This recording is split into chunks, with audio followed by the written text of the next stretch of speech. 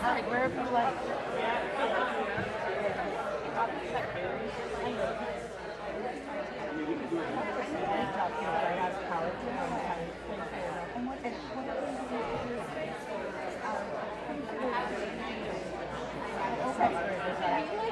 I know how you feel. You know, I asked him questions about it, but he explains it, and I understood. I think my brother-in-law as well.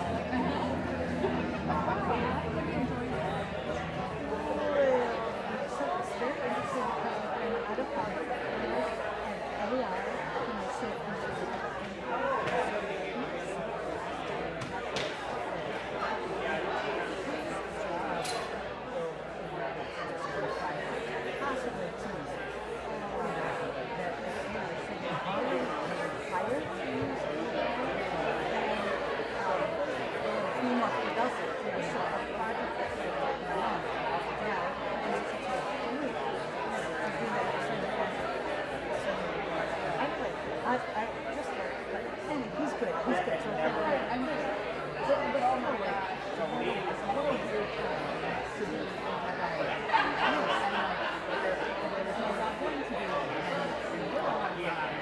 graduated from college in this little window of when, for about 5 years, people got really well-paying jobs and now it's no. Hey y'all, we'll get started in just a couple more minutes, waiting on one more speaker. Yeah, so relax. I think, oh my God, I'm teaching, yeah, of course. Yeah, I mean, that's what you do. Yes, I do. I'm trying to are you? Schedule a little bit. You're in well, Ryan, come on. Yeah. I'm used to it. I South Chicago Theater, a bunch of teaching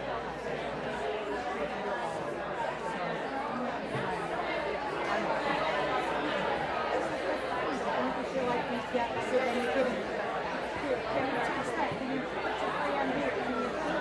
Okay. Yeah. So I didn't transition after I left Caraval. I was a teacher I was teaching residency after school classes for like 10 years.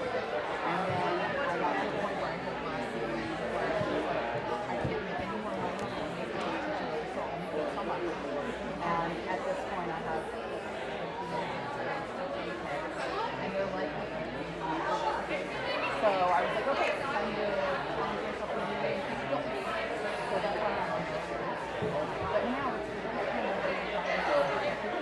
so I'm now like doing but I think I'm in the process of figuring out how I can until but I'm going to do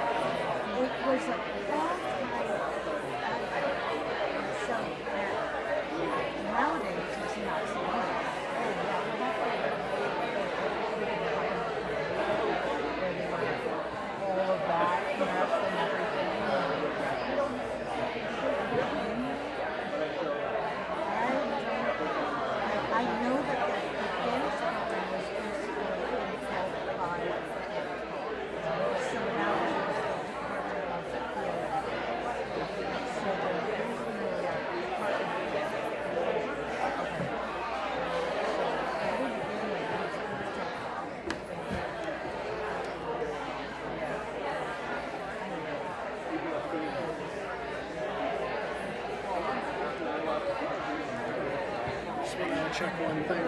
Okay, yeah, we're good. She's not, she doesn't have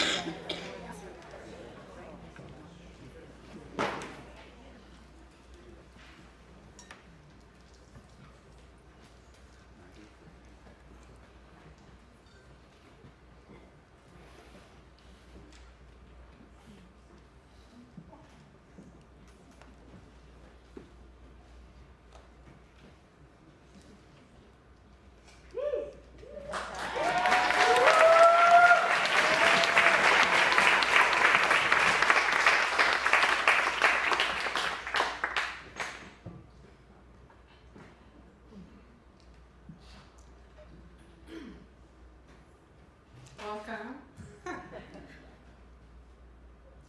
Tears are power. Grief is what we're feeling right now. Welcome. Thank you for coming out. My name is SK. I use they, them pronouns. And I'm the current executive director at Links Hall.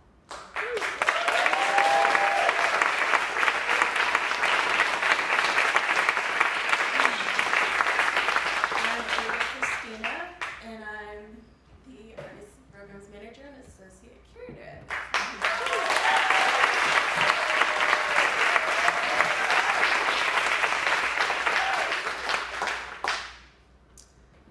And a huge pillar in the dance community in Chicago. An incredible leader and really a fundamental catalyst for facilitating access to this place for Black and brown folks, especially folks who live on the South Side. It's huge what Aaliyah has done, and she deserves all the flowers.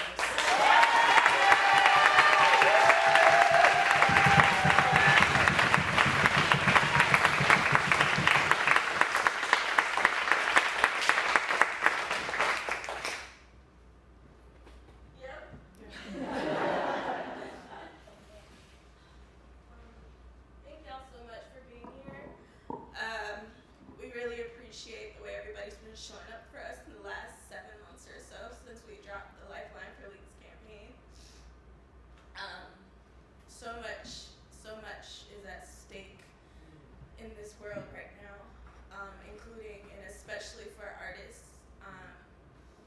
And my journey at Links Hall started in 2013 when I was a freshman in college. And I didn't know what it was. I didn't know what we were doing here. I just, some woman asked at a workshop, can some college students help us with the thing? And I said, sure.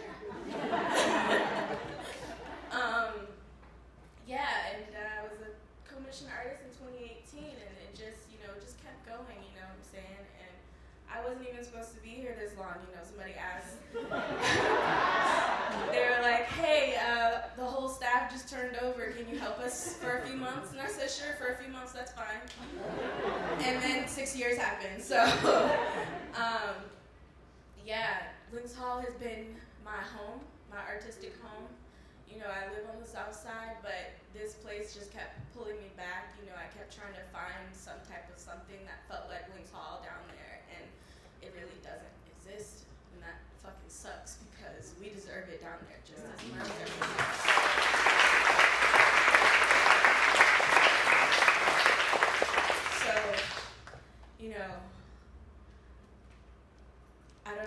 if there's much else to say for real. I'm gonna miss it, you know what I'm saying? This job is hard, it's heartbreaking, it's strenuous, it's vigorous, it's exciting, it's heartwarming, it's nostalgic, you know? And I've really enjoyed stewarding this place and collaborating with artists to do what they want to do, and we make sure that artists can do whatever they want to do. And that place needs to remain, you know what I'm saying? Lynx Hall is what it is, but I think Lynx Hall lives in every single artist that has touched these floors, every single technician that has worked the rig. Shout out to Yao.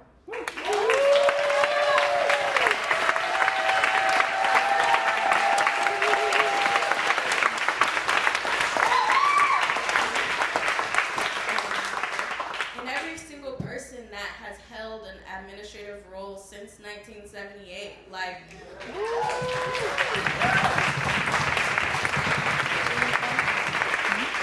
arts admin is a doozy. You know, you don't go to college for arts admin. I think SAIC has a program for it, but be honest, you can't really train for this job. You have to be a people person, you know what I'm saying? And sometimes it's awkward. Sometimes you don't feel like talking to people, but you still gotta do it.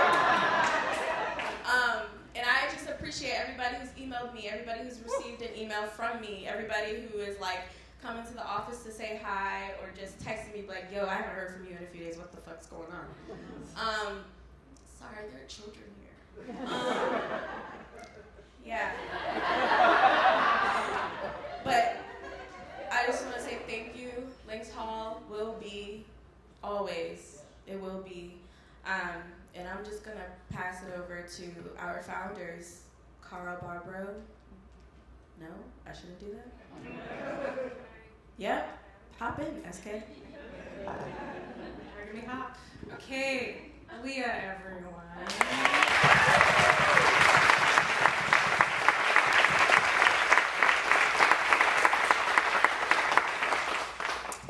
Great. I just want to situate us in this moment, just in today, that we decided to do this big closing event because there was a need and we wanted to do it. And it really felt like the only way to really honor the impact of this place and how many artists have come through. So we had a marathon of performances today. We put an open call out. All these artists were like, am I going to get a chance to perform? And so we wanted to make that opportunity. We put an open call out and got almost 60 applications. So we started at 9:40 this morning with like 6 people in the audience, and it was so beautiful. I can't even tell you. And here we are now, like mid to late day, in our closing ceremony, kind of the moment of the day for words. And then after this, we'll have a break. There'll be a taco truck outside. Can you imagine? I'm so excited. And the bar will be open, and it'll be sort of like time to chill and connect. And then we'll have our commission show. After the commission show, the performance marathon is going to continue. And then we'll have a dance party. And that's exciting. And we're in the sunset portion of the day, and we're going to hear from some folks. First, we're going to, this is our welcome. We're just going to go with the flow. We're going to hear from the founders, then we're going to hear from Maida McNeil, then Doreen Seig, then Yao Trong, then we'll have a little ritual moment. Then I'm going to speak, then Brian Sainer. We have videos from Ayako Kato and Jason Howard, and then Sherilyn Bruce is going to close us out. That's what we're doing here today, just to give you a sense of the order and to situate. It's hot in here. Anytime you need to take care of yourself, please do that. Go to the bathroom, get water, whatever you need. And with that, I'm actually gonna, I'm so sorry. This order says Carl Bobrow. I'm so sorry, Leah. Let me invite Carol Bobrow to the stage for initial words. Lynx gets me every time. I'm such a trickster. So the three founders we have are Carol Bobrow, Bob Eisen, and then Elliot Vernon, who's the late Charlie Vernon's son, is going to speak as well. So please join me in welcoming Carol Bobrow.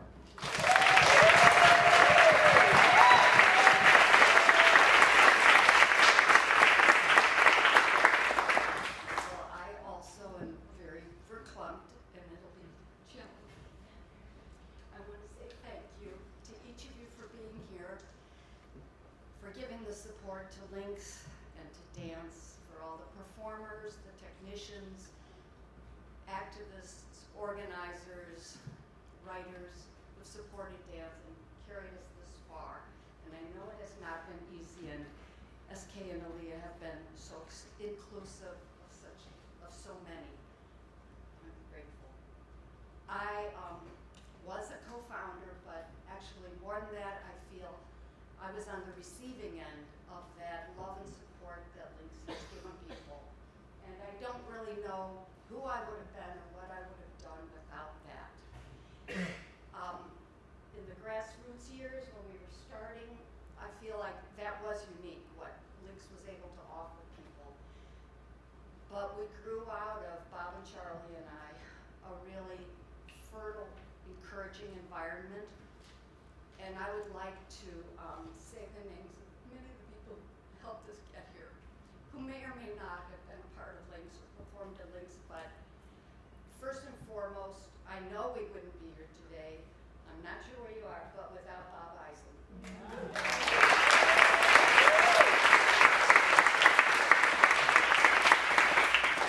For so many, many years, way beyond the beginning, your devotion to this place and what it could be, and always trying to bring people in. We wouldn't be here without you, Bob. Before Bob and Charlie and I, Lynx Hall was rented by a young dancer named Jim Self, who later moved on to become a part of the Cunningham Company. He was in Shirley Mordine's first company, and when that ended, he rented Lynx by himself, did his thing during the day with movement, and in the evening he offered these beautiful Cunningham-esque classes. And the class participants were me, Gary Riggenborn, beautiful dancer, also in Shirley's, and then someone whose name I don't remember. There were three of us. But what I saw with Jim Self, what inspired me, one was the beauty of that gritty space. That was our first Lynx Hall, which Bob probably took a thing of paint off with his incessant sweeping. And then also, Jim is and was such a beautiful dancer. And what I saw was like the elegant eloquence of a body simply moving in space. And I think I fell in love with that space on those evenings.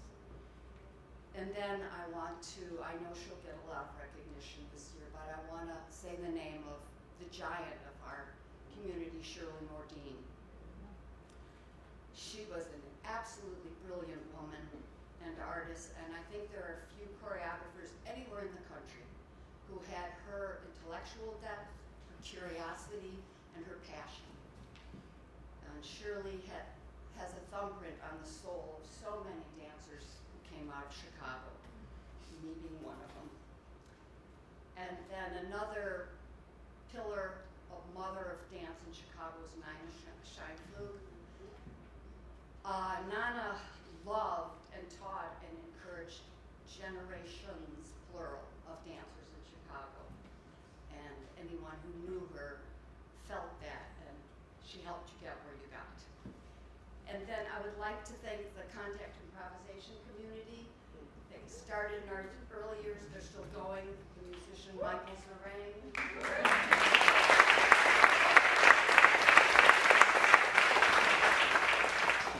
And then this little community had sort of an outsized impact, I think, because there were a couple of mainstream writers who took us seriously and wrote about us. Ann Barzell in Dance Magazine, she came to so many performances and wrote about them. Richard Christensen, who didn't always like what he saw, but he always took it seriously and wrote about it and praised you or criticized you. But without him, we wouldn't have brought in the audiences that we did. And neither of those people are around. They're a lot older than I am. So I thank them both. And then, with your words, Aaliyah, Urban Gateways is an organization that still is in the schools. They had a huge impact on bringing the north side of Chicago and the south side of Chicago together, and black dancers, white dancers, Latino dancers. They help support our community by hiring dancers to go to the schools, perform, teach. But if you wanted to perform for Urban Gateways, you had to have a racially mixed performance group. And we all kind of knew each other, but not intimately. So we got to know each other intimately. And lifelong friendships and collaborations came out of that. And a musician that I would like to mention who became my lifelong friend by working together in Urban Gateways is John C. Holt.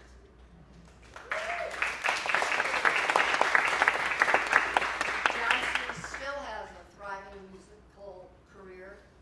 His versatility, his multi-talentedness was a huge addition to our community, and I know John C. has performed and accompanied more dance classes and more concerts than I think any other musician could have in our city. And then I would like to mention just a few of the marvelous dancers. There's way, way, way too many of them, and many of you are here now. But the ones from my generation, I would like to thank the dynamic, ever generous Sharon Thacker, who is somewhere here tonight.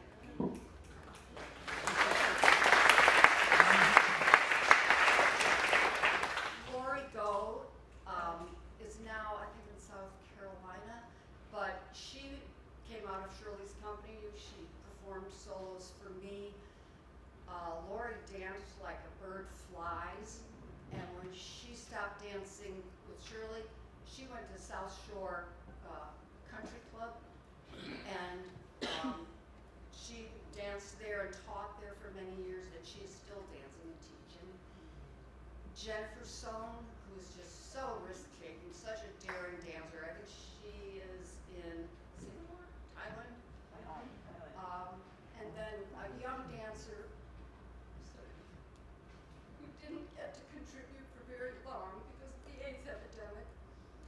But Orlando's Todd Richardson was just the tenderest soul I've known, and a beautiful dancer. And if he had lived longer, you all know his name. And then there's the outstanding, magnificent Cooney Dodson. I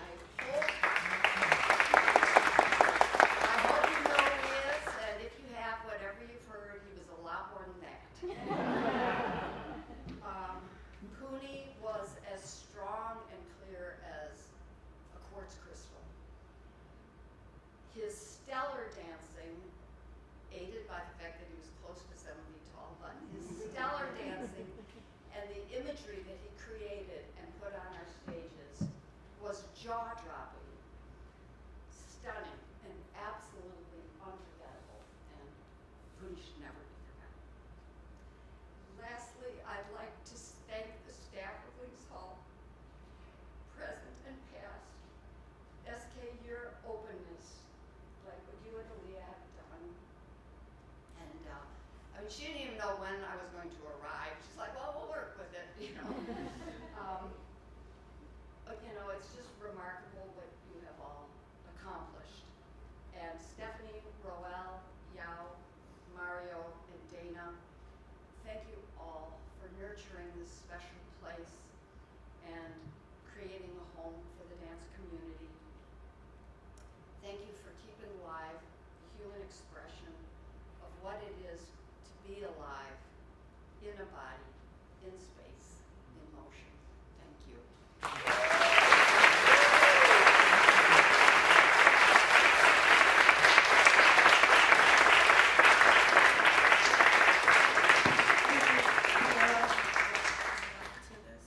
Thanks, Carol, so much.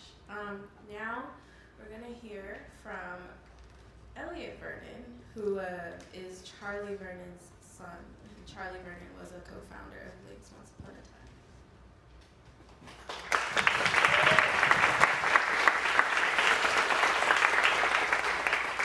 Hey everyone.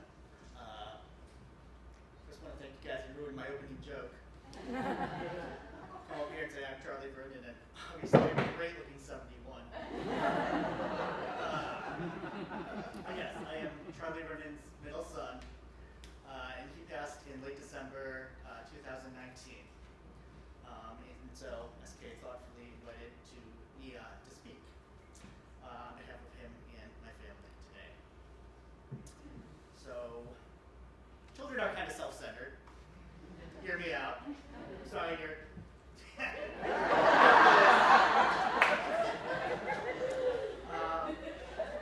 But better put, I think it's hard for children to see their parents as anyone other than their parents. I knew that my dad was creative, but and a performer, not like other dads. For example, he used to take my two brothers to hockey rehearsal and remind them to bring their costumes. Watching me play tennis, he didn't do the normal, that was a great shot, or which was really great effort. He used to talk about, it's really beautiful the way you put art on it. So I joined the board earlier this year, and it just feels a little full circle. Even just being up here just now, it's like completing all this history and filling in blanks and giving me so much richness that filling me in on what he did and what he will have done and continue to do.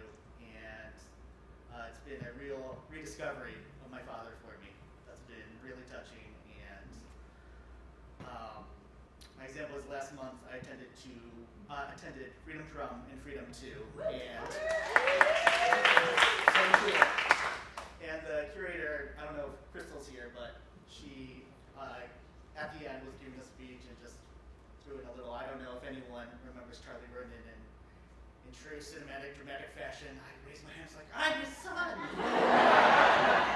Yeah, you could see like so much emotion and just like excitement, and we connected after and talked about his effect on dance community and performance and how much he did through his time at Columbia teaching urban gateways and Mixall.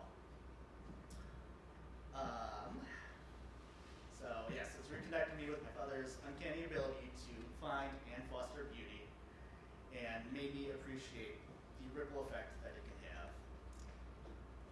My mother couldn't be here today; she's out of town, and so she also gave me some words to read. But forgive me. This is her voice, not mine. I remember Bob, Carol, and Charlie painting that original Lynx Hall space with a lot of laughter and beer right after they rented it. Somehow, this quite plain room got transformed into a place of creativity, much of it quirky and groundbreaking. Instead of battling its limitations, most performances incorporated the L running by the windows and used the closet opposite as wings and places for mysterious and hilarious exits and entrances. Lynx has always been about the power of performance and its ability to transport the audience. For its 15th anniversary in 1994, Charlie created and performed an amazing piece that was about his life, the transition to selling real estate and being a father, and his ongoing passion for creating art. Our youngest son, my brother, was just 4. Sitting on the cushions, only 10 feet from Charlie, he turned to me with shining eyes and asked with wonder and genuine uncertainty, "Is that my dad?" He was caught in a world of illusion and magic, just as many of you and thousands more have been over the last 47 years. Thanks for the gifts, Lynx, and may your spirit live on.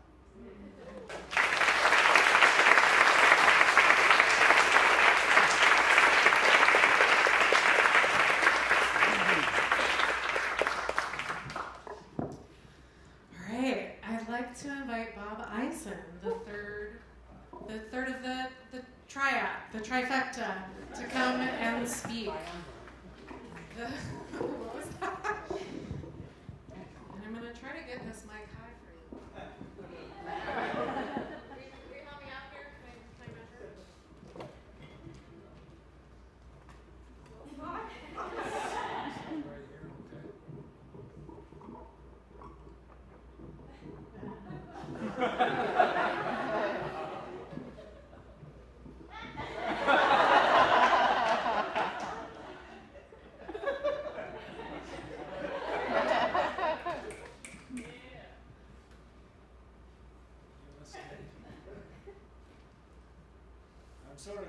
double duty today, dancing and talking. I'd rather dance, but here I am talking. And someone told me they didn't tell me, I heard someone say a long time ago, everyone wants to be part of a birth and a death. And this sort of makes sense. You want to be in the beginning, then there's the whole thing where you just take it for granted, and then at the end it's a big deal. And I happen to be there at the beginning, and everybody got this today, which I think is great. I mean, we have this little flyer. This was a flyer, December 16th. And I looked up Saturday, December 16th, I looked up when it was 1978. And we had what was called a rent party. It was announcing that we had this space and we could rent it, you could use it, and that was the beginning. But we're not here to talk about the beginning. We're here to talk about the end. It's happening. 2 days, this place won't exist anymore. You know, we don't like this. I don't like standing up here and talking about that. But, you know, at some level we can be thankful that we can gather here together and we can be present for this moment. If you think that we are blessed that way and we are fortunate. We don't have to worry about ICE agents coming in and dragging people out of here and putting them in fucking detention centers. Yeah. And you think about all the places in the world where this just wouldn't happen. So we are blessed to be able to be here. But yes, it is sad. But, you know, I've always thought that at heart, Links Hall was a place to gather, a gathering place, that people could come together. The art, to me, in some ways, was a sideshow. It's just, it's the coming together, and if you saw something here in this space and you were a little bit touched at some level and were a little happier to be a human being, you know, this is good. If you take that out into the world with your family or your friends, or whoever, you get on the 49 bus and you're a little more pleasant. Oh, this is good. It's not earth-shattering. What happened here isn't going to change the world, but it's important nonetheless. So, and I am, you know, what can I say too? How many places can I go and people stand up and applaud? I'm sorry.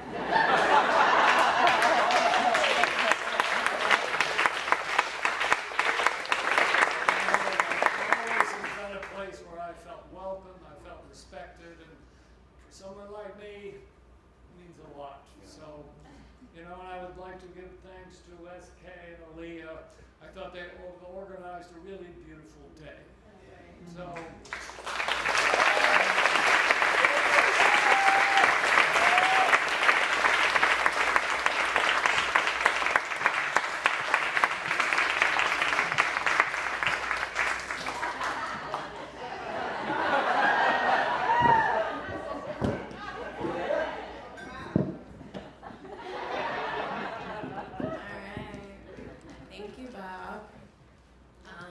Now, I'm going to bring up the lovely Maida McNeil.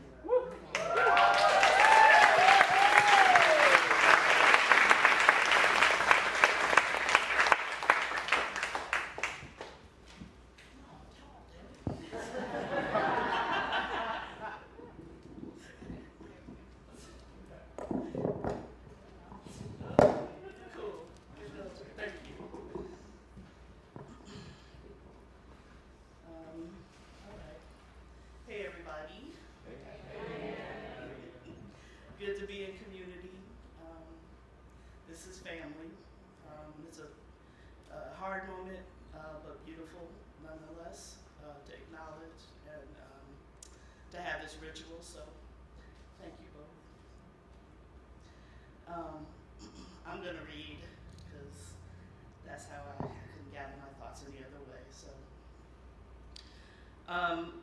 what is this place meant to me? Links. I have to start by thinking of it through my relationship to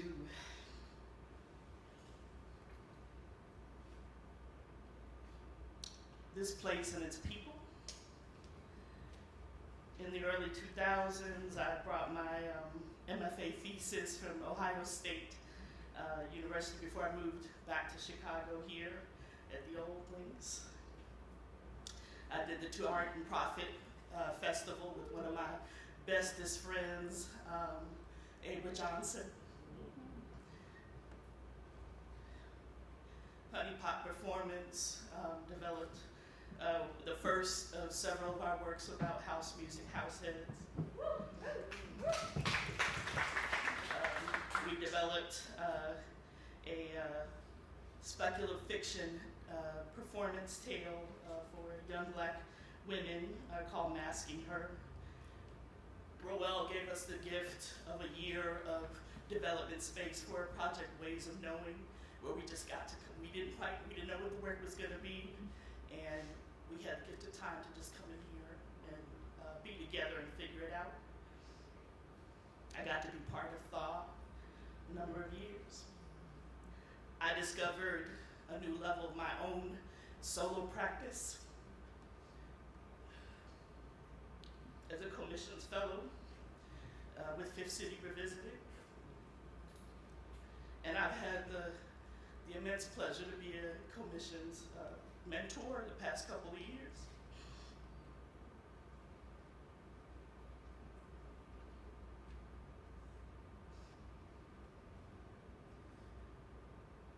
To me, Links is about the development of artists, organizations, ways of co-creating and collaborating. As you said it, Bob, ways of being together and seeing each other, ways of supporting independent and experimental performance, ways of asking questions, trying new things, risking and iterating. Opportunities to focus on the idea, the curiosity, the practice, refinement through experimentation. Creation of community, affirmation of community. Rethinking institutional practice.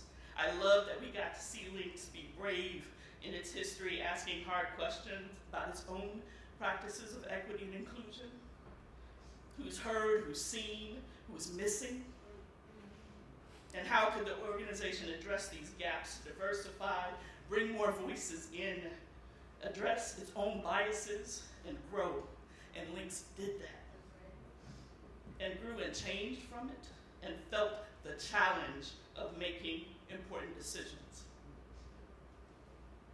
Links has had an incredible history, played a significant role in my life's practice, my collaborators' practice, and for so many of us, and it will continue to serve as a reference and a guide for the work I continue to make with Honey Pot as a solo artist, and for the ways I will try to serve and support artistic community in my other roles and capacities.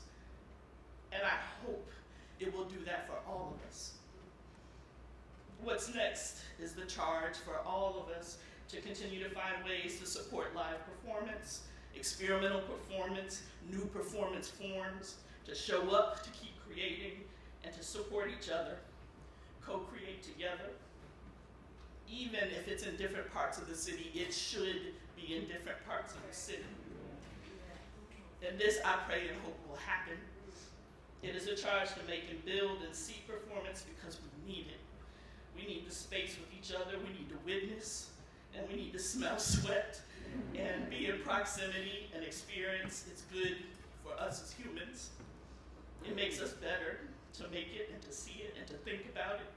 So I hope that's what we all do. And I hope we will all do our best to continue to hold this city, this state, this country accountable to its commitment to supporting arts and culture, live arts, the development of artists and organizations, because we need that too. And the art that Links has nurtured and stewarded is a precious part of our quality of life. It is part of that fabric. It is not an and over there. It is central. And we should protect and fight for it. So thank you, Links. Thank you, Links community. Thank you, Chicago Performance and Artistic Community. Let's keep going, even as we lovingly say goodbye to this place and space as a brick and mortar, because it's just way more than that. So.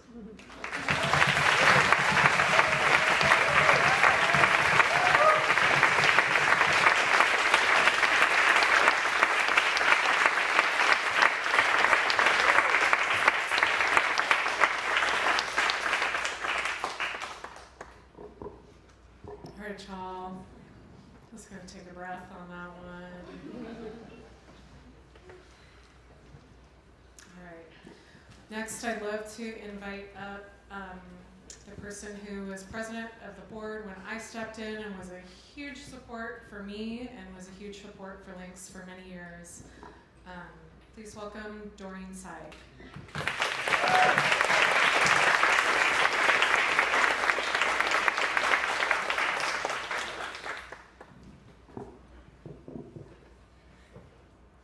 Hi everyone. I'm Doreen Seig, and it's been my privilege, challenge, and joy to have been on the board of Lynx Hall for 8 years. In 2018, for Lynx Hall's 40th anniversary, Lynx put out an essay series as one of the 5 million things it did that year. I cringe a little reading mine now, but there are a few things I wrote that I would love to draw from and share with you, with a little bit of editing because it's my speech and I can. Can we imagine what people can be together? When you enter into a performance space, the rules change. You've opted into someone else's vision of the world. Someone else has decided how close you are to the person next to you, what you will see and not see, if you'll be invited to speak, if you're allowed to eat. You have an opportunity to safely explore and push the boundaries of your role in that world for the next 90 minutes or so. The gift of Lynx Hall is the additional proposal that the structure supporting this world is equally as important, that structure is continuously evaluated and improved upon to keep up with the artist's growth and the city's evolution. Lynx asks the questions: what would the artist, city, region, art form gain by creating this, changing this? Is this harmful? Is this necessary? What is our responsibility? For 47 years, Lynx Hall has created space to endlessly explore, experiment, risk, and practice values. It has been electric, radical, thunderous, and also gentle, warm, and inviting. Lynx is the practice of a better society, of a better relating and supporting one another, a better way of relating and supporting one another. It all contributes to setting you up to experience anything. Lynx is a place where you can see work from perspectives you disagree with, or even which make you uncomfortable, but you feel safe in the experience, a sort of love, kindness, and excitement for the unfamiliar. We can show up as we are and know that it is not just enough, but that it is everything. Through this practice, through this love, through this art, Lynx Hall has taught me, and I know us, about how we can exist differently in the world. While this structure is sunsetting, and I can share many, many feelings about it, what I know and will keep holding on to is that the practice of Lynx will continue in all of us here today and in the many, many people who have been a part of it. Thank you.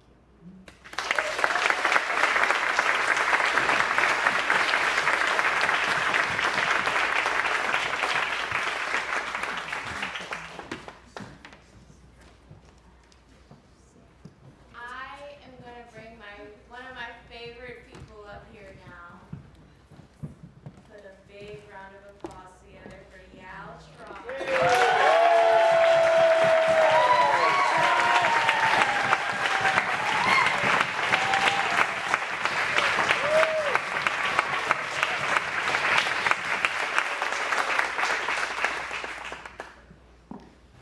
Hello everyone, my name is Yao Trong, and usually I'm behind the scenes, so I'm not very always in the front, but I want to say Lynx Hall has been 1/5 of my life, which is a very, I'm turning 50 next year, so I'm 49 this year, and 1/5 of my life. Links Hall saw 3 of my children be born and grow up here. And also, Links Hall also gave me who I am now. They gave me the ability to be able to dream, create a world with artists, and be able to innovate and just do things, you know, give me the energy that I need to live. I also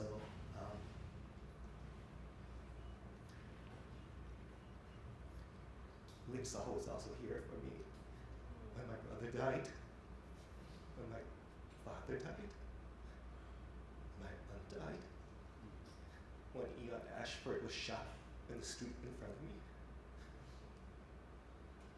Links Hall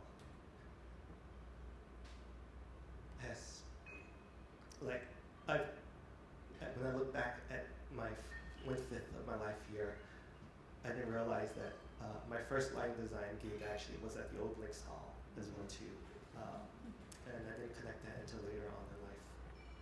And I just knew that I had a purpose to be here, and to also just give as much as I can of myself to the artists who are also giving themselves.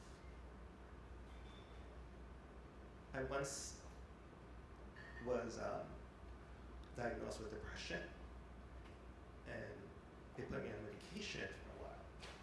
But the medication worked for the first day, but after like the second, third day, I just couldn't understand how a pill could make me happy or make me feel comfortable in my life. And so it sort of drove me a little bit mad for a second. And I came up with a theory that energy, since energy is never lost, energy transforms. And I believe that we all start off as that one small spark. And that one small spark gains a memory, and it transforms and transforms until it becomes a plant, an animal, an insect, and an us. And we continue transforming, and we will always continue transforming and never be lost. And that was what gave me hope, and was able to sort of not take my medication anymore, and be able to create and be who I am as well too. And I thank you all for being here, and I thank you all for transforming with us. Thank you.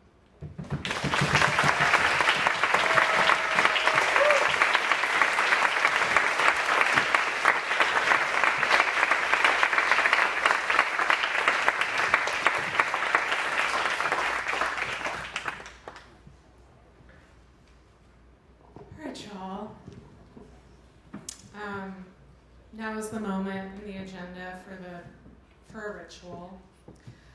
We're all already in ritual right now. It's already happening. It's today. It was before. It was now. And I just want to invite folks to take a moment. Just take a mindful moment for yourself. Maybe feel your feet on the floor. Take a breath. How's your body feel? It's a lot of words up here for dancers, performers, just noting that. And if you're able, I invite you to touch the floor.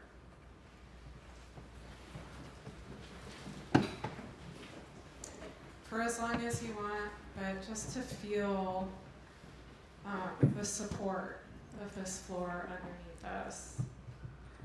This floor that was once trees, this floor that so much intention and care was put into building this floor. People in this room built this floor for this space, specifically, so years of people could stand and be on this floor. And I just, the earth and this ground can hold us. So I invite you to offer whatever you need to this floor, this beautiful wooden floor.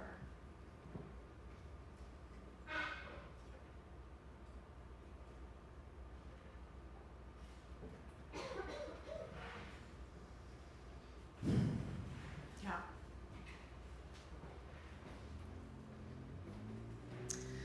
also having a moment right now where I don't know what to do. The ritual was too long for this 15 minutes. It's like not an unfamiliar feeling at least, not knowing what to do. It's really something that I become quite intimate with. So I'm actually going to ask the room. Do y'all feel like talking to each other for 10 minutes and sharing a Link story? I got one nod. How about a stretch moment? Let's take let's stretch. Let's take a 3-minute stretch and just feel into our bodies. Do whatever you need to do, and then we're gonna continue. Okay.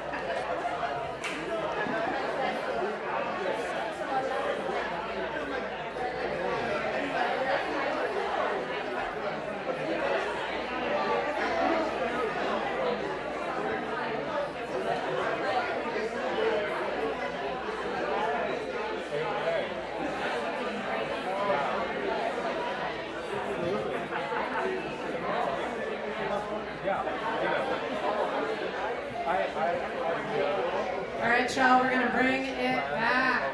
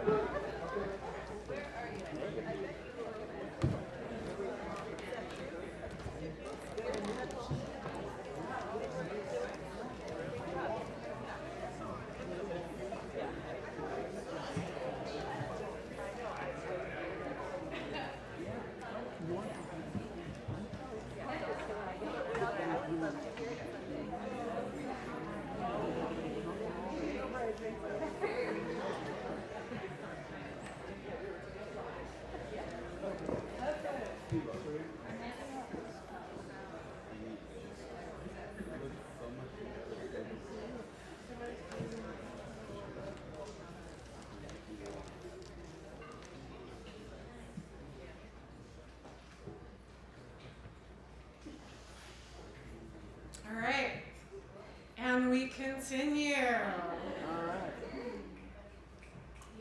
Yeah, I needed it, and I was like, it's probably,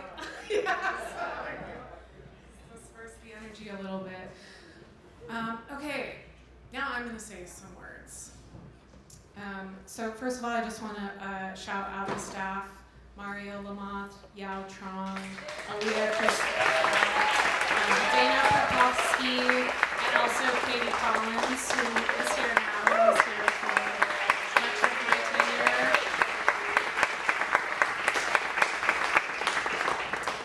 All of these people worked at Lynx longer than I did, and I've learned so much from all of them. This was the hardest job I've ever had, that I still have, but actually I've never done something more difficult than this in a work realm. It was hard from day one, actually hour one. There's a story for another time behind that first hour at Lynx. But it was a tough situation that I was walking into. There was so much urgency, and there was a focus on survival, right? It was an organization in crisis, and it was really hard not to take that crisis on at all times, and plus I just didn't really know what to do. There was no handbook, there was no previous other person who was like, hey, here's how you do the job, SK. Everyone was like, you're the one. I was like, okay, cool. Yeah, the passwords on all my new admins were like, you got this. Or serenity, exclamation point. Yeah, it's every time I complained about something in the way it was, people would say, guess what, that's your job, you're in charge now, you can change it if you want, and I would be like, but there was just so much stress and urgency in it. I would tell people I was an executive director, and they'd be like, oh, I'm so sorry, that's so lonely. There's such hard jobs, and so I think there's something in that. We need to change the structure of these nonprofit orgs. That was my experience as well. But what Lynx did teach me to practice was letting go. It was the only thing to do often for my sanity. Sometimes the thing to do is try harder, but I think capitalism has got us all conditioned to do that way too much. And actually, the more difficult thing is to let go. In the moments where I was most spinning out in stress, worried about how to pay people, what was going to happen, even when I thought it was everything would fall apart, I just had to let go. And I learned how to do that over and over again. And really letting go for me is not some, big action or a pushing away, a dismissal, whatever the associations are with it. It's more of an allowing, because the not letting go is a really holding on, contracted place to be. So it's going from a place of contraction to a place of release. And often there was grief that came with that, or something else. I actually think it's a liberatory act. It's kind of this deep spiritual acceptance of what's happening. You don't have to like it, but it actually is what's happening, and acceptance can lead to right action as well. If we're in denial of what's happening, we actually can't take right action, right? That's the harder thing, is to acknowledge what's happening. And I can remember times when I was like, oh, if we just get the grant, then I can let go and relax. If we just get that $100,000 gift, we'll be fine. And it's no, let go now, right now. And every time it was the right decision. Every time nothing fell apart, and I was carried by the collective. Y'all should have seen some of my emails in those first months at Lynx Hall. I was unhinged, just trying to control everything. Didn't work. Gotta let go, right? And then somewhere along there, I just started to trust myself. Someone told me recently, a very powerful witch told me that to listen to my body, right? I can convince myself of anything. Other people can convince me of anything, but my body's never wrong. My body will tell me what's up. So, I just started doing that. And the funny thing is, as things got worse and worse, it just became clearer and clearer what to do. Like, oh, ask for help. Oh, receive help.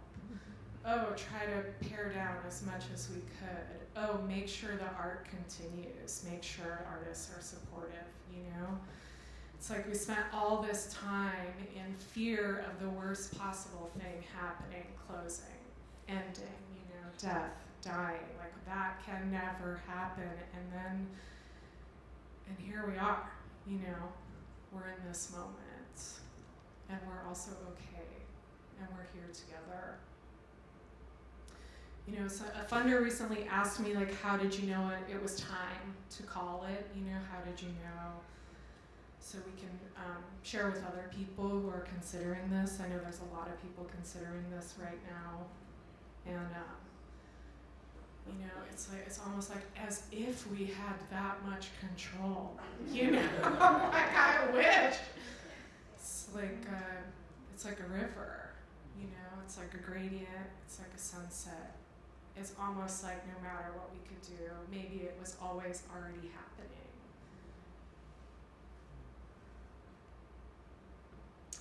Yeah, people have said it, you know, death is transformation.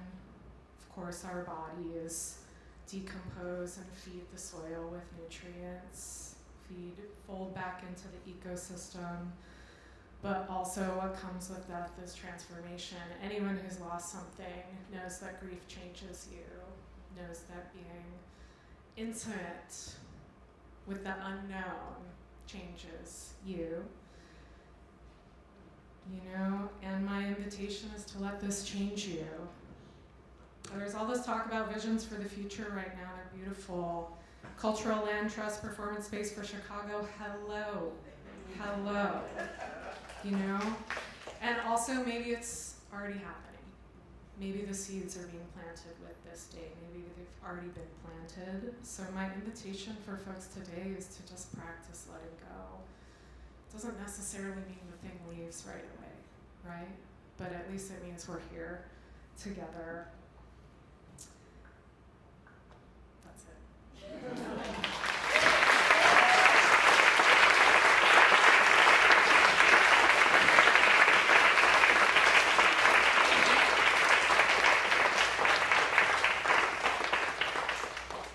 We've got our final four. Brian Saner's up next.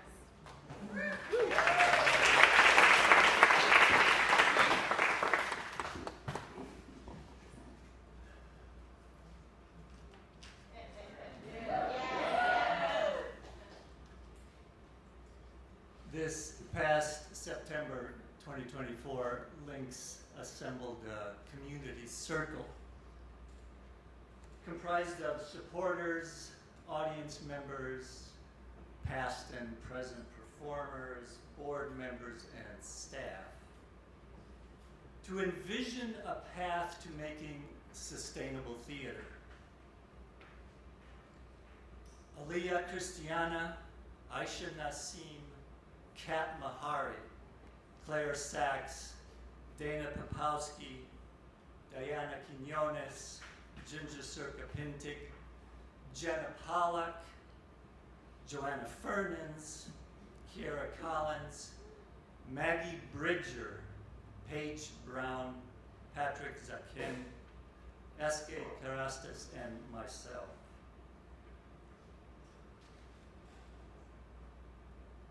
I wanted to say the names of these people that were part of that community circle, so if you see us here today or in the future, you can talk to us and we can continue the discussion of what we made and imagined.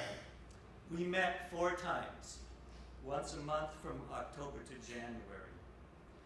We envisioned a worker-owned artisan co-op and a community land trust. The co-op would restructure the administrative staff and leadership to be distributed rather than centralized. The members would be co-owners of the theater. The community land trust would secure a stable brick and mortar space or a theater for the artists to own and to work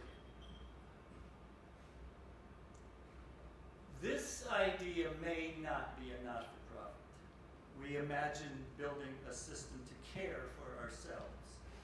It would be a grassroots movement of survival and self-determination. It would be a resistance to bad capitalism. We imagined another way of making work and managing a theater that didn't only depend on money. It's a fantastic vision. But worker-owned co-ops have been in existence since the 1840s, and maybe earlier, because they weren't even named that way. And community land trusts grew out of the civil rights movement in the 1960s. It's a vision with deep roots. And maybe it's how, or similar to how Links originally started. We were thinking about Links Hall specifically, but we didn't have time to make it happen for Links Hall. Or maybe Links had to die or end in order to make room for this new thing. Links Hall isn't the final manifestation of this vision, but it is one of the final productions of Links Hall, this vision. We believe this idea will work, and it's a lot of work. It is needed. There's a vacuum left from Links Hall closing its doors. We will keep moving and dancing and making theater. We will start something new. We will make it as small as possible, as hyper-local as possible. We will give it our own money and funds. We will give 10% of our income to artists we know personally. We will keep our money close to our theater and our communities. The collective experience that Links Hall produced and gave us over the 47 years is still in our bodies. This doesn't disappear. Let's hold tight to what we have learned. Something else is going to grow out of this, and it may be better than we think, and sooner. All right.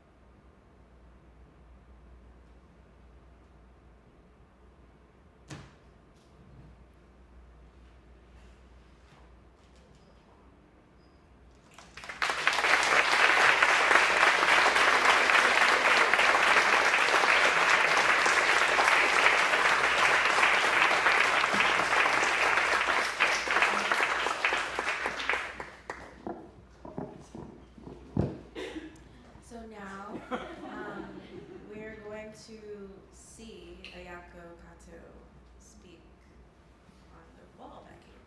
Yeah.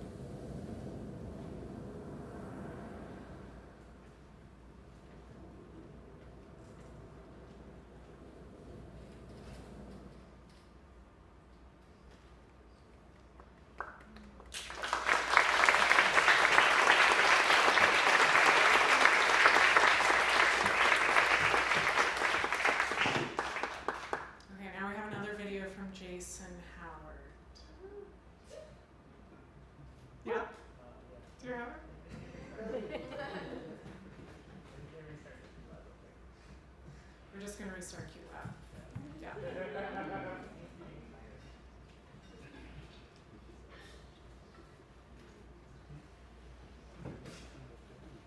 Do you need me to do something?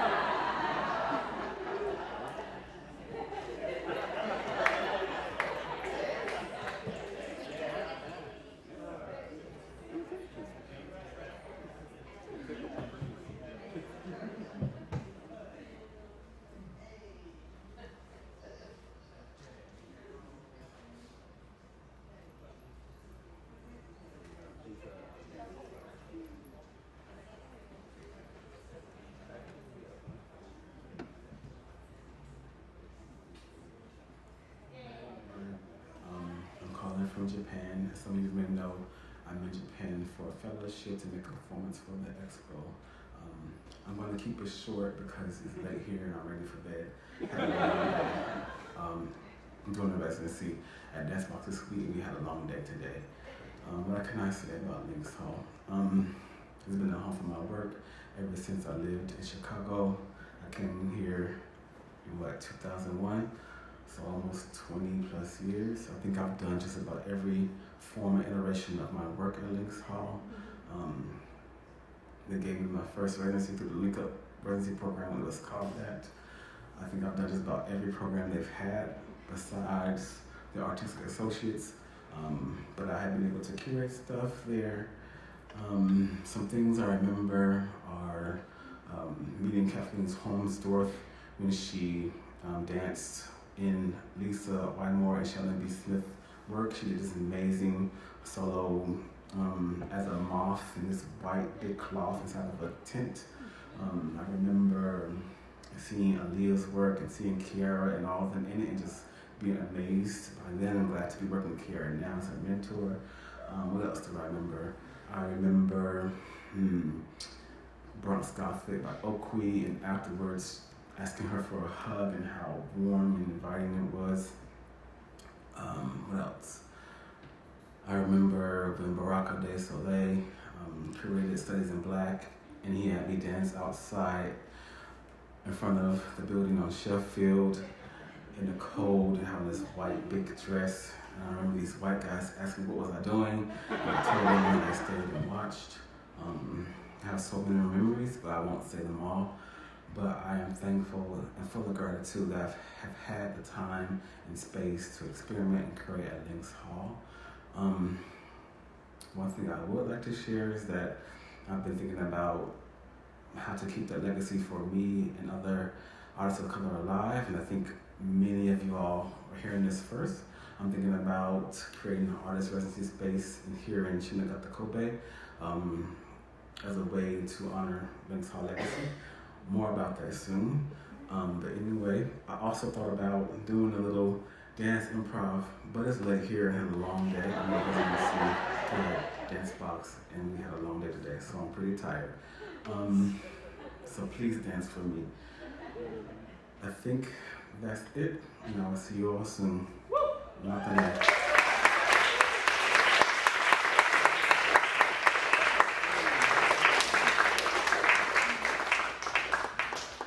Alright, y'all, before I invite our final speaker to the mic, let's just take a deep breath together.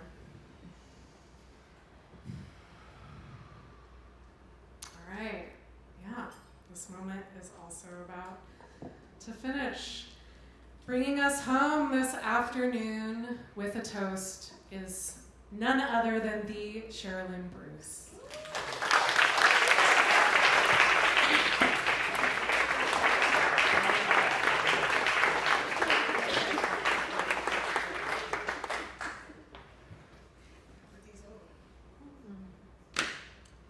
Life is change.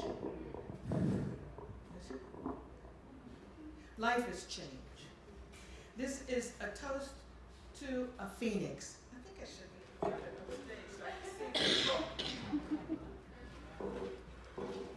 I know I might be out of my light, but that's okay.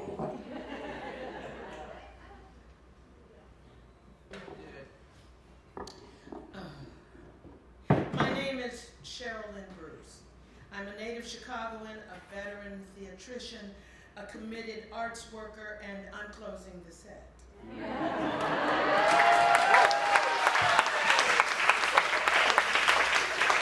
humbled to have been invited to be part of this auspicious occasion, to witness the transition of a Chicago institution, the Phoenix, widely known as Lynx Hall.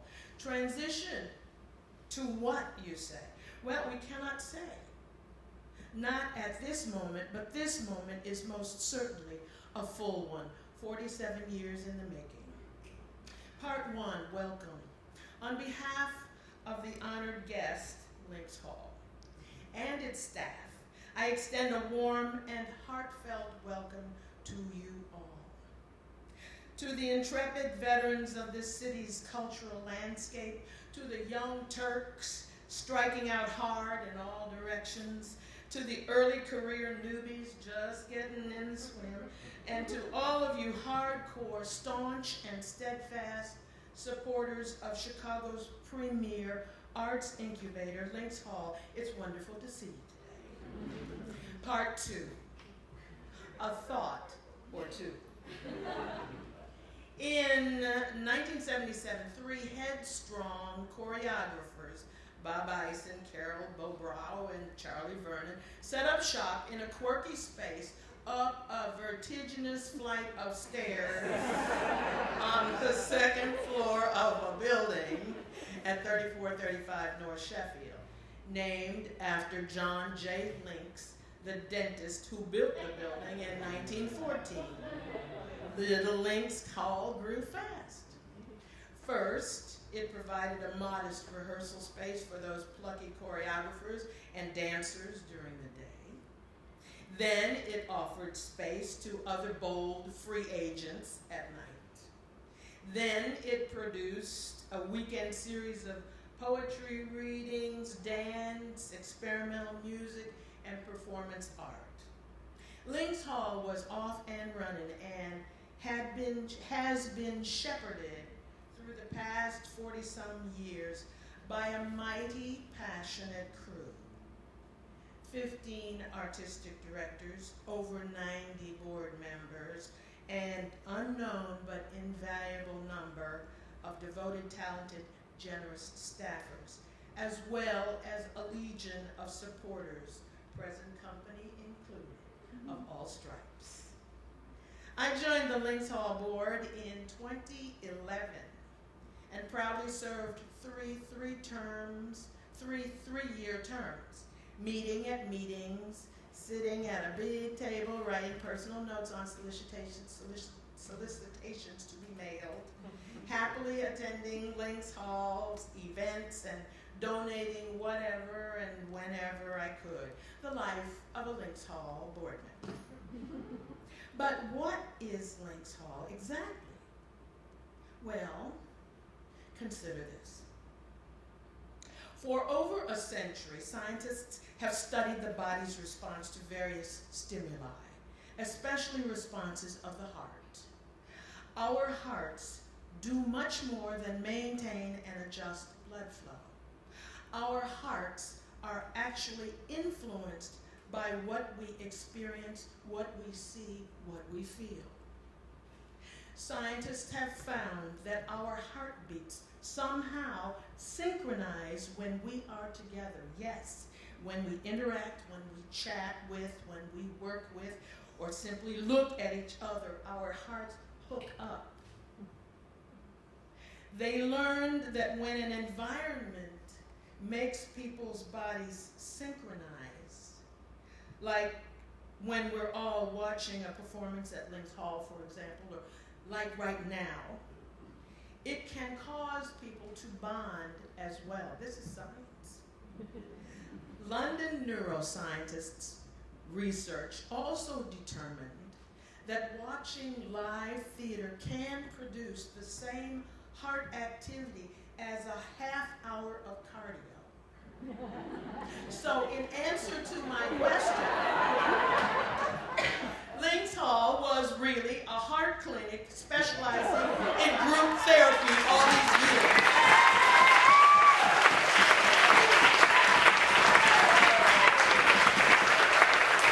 Who knew? Well, Lynx has been many things to many people. I liken Lynx to a kind of a phoenix, a literal but in some ways an ephemeral entity that will in time regenerate. It will in time rise from its ashes and return in another form because it has touched so many hearts. After all, we live in hope, don't we? We live in hope. So now, part 3, a toast. A toast is a ritual in which a drink is taken by those gathered to honor and to show goodwill to a person, persons, or an institution. A toast is made to congratulate. A toast is made to appreciate. A toast is made to remember. The practice of toasting is traced to the Greeks who raised cups of wine. Wine, the gift of the god Dionysus, given to mortals to ease suffering. Yes, Dionysus, the god of wine, of fertility, the god of ritual madness, the god of religious ecstasy, the god of theater. Well, I don't know about you, but that sounds like a very hands-down successful night at Lynx Hall. That's what it sounds like to me. And when it's on and popping, that's what it is to our hearts. So, let us each and all raise a glass of something, but never water, to celebrate, to appreciate, and to remember Lynx Hall in all its glory, and to all of the Lynx Hall family, and to all that they have meant to all of our hearts, and to all of the hearts of this city, our city. So based on what I told you, we're going to take 3 breaths together, and we're going to toast and say to Lynx Hall. First breath.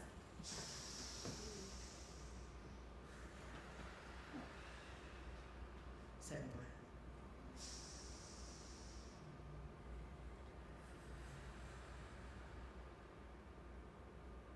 Third breath.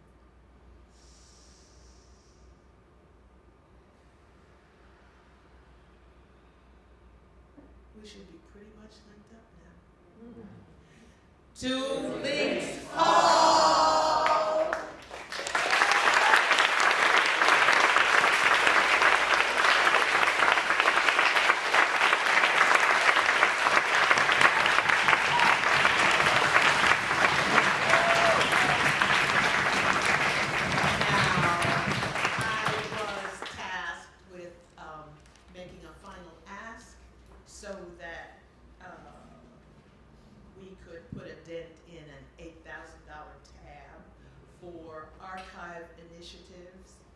And staff.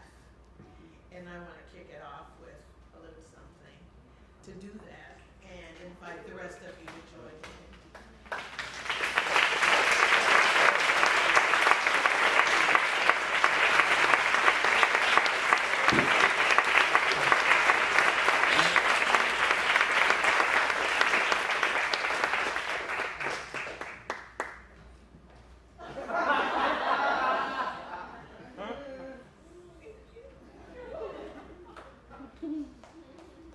The ask has been met. The ask has been met.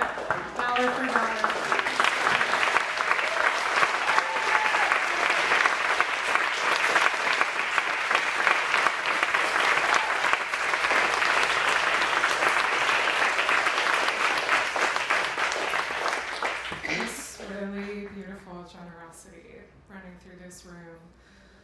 Thank you, everyone. Thank you, Cheryl and Bruce, for that toast and the check. Damn, today. Okay. Y'all, there is a case of Prosecco that's been poured out, also with some NA options waiting for folks in the bar. Please, you know, we're wrapping up this part of the day. The next 2 hours are for connecting and doing whatever you want. So thank you so much. Sorry. There's also going to be a food truck outside, so please patronize them. They are on the south side. They vend outside of my new job, so please enjoy the tacos and stuff.